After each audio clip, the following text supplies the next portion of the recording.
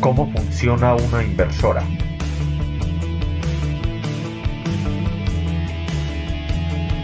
Tratemos de redondear hoy la manera de enfocar la reparación de una inversora cuando es manejada con alguno de los integrados de la familia OZ. Y vamos a hacerlo comparando los no conocidos con lo aprendido acerca del OZ9938 y del OZ964. Antes, hagamos una síntesis de estos en cuanto al manejo para lograr que una lámpara envejecida o abierta no cancele el funcionamiento total de la inversora.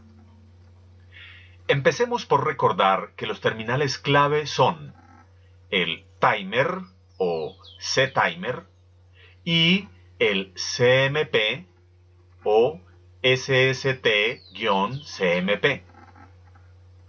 Es importante notar que la función timer o C-timer es diferente de CT, el condensador que fija la constante de tiempo para el oscilador. Entonces, no confundir CT y C-timer, ya que son dos circuitos completamente diferentes. Lo que hemos hecho para evitar el apagado de la inversora es fijar el voltaje en alguno de ellos, ya sea a través de una resistencia, caso del timer, o de un diodo LED, caso del CMP. Ahora, veamos algunos integrados nuevos de la misma familia OZ para encontrar los terminales donde podremos aplicar medidas semejantes e impedir que una inversora deje de funcionar por una lámpara envejecida o abierta. OZ964, resistencia entre 1 y tierra, o LED entre 10 y tierra. OZ965, LED entre terminal 7, CMP y tierra.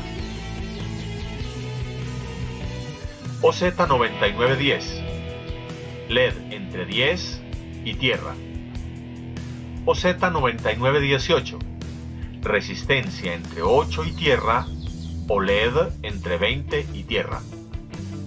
OZ9924, resistencia entre 1 y tierra, o LED entre 10 y tierra. OZ9926, resistencia entre 15 y tierra, o LED entre 14 y tierra.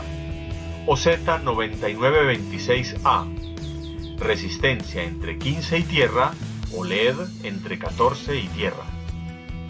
OZ9928, resistencias entre pines 28 y 29 y tierra, o LED entre 30 y tierra. OZ9935, resistencia entre 3 y tierra, o LED entre 13 y tierra. OZ9937, resistencia entre 14 y tierra, o LED entre 12 y tierra. OZ9938, resistencia entre 3 y tierra, o LED entre 12 y tierra. OZ9939, resistencia entre 3 y tierra, o LED entre 12 y tierra. OZ9966, resistencia entre 15 y tierra, o LED entre 14 y tierra. OZ9970, resistencia entre 3 y tierra, o LED entre 12 y tierra. Los recursos que hemos visto son una alternativa. Sin embargo, puede haber otras posibilidades.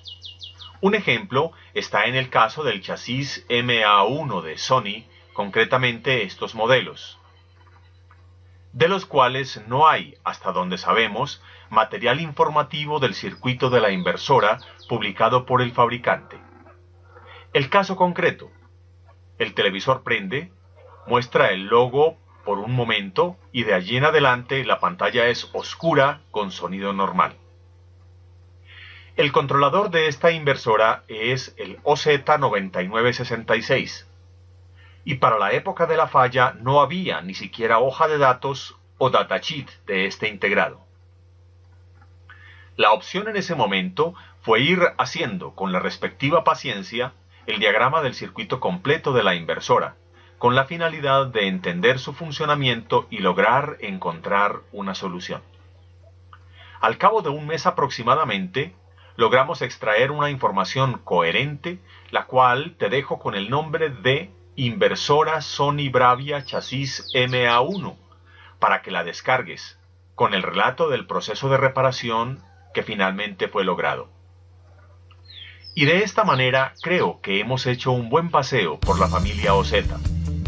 A continuación veremos otros integrados usados en el manejo de inversoras, como el BIT 3105P.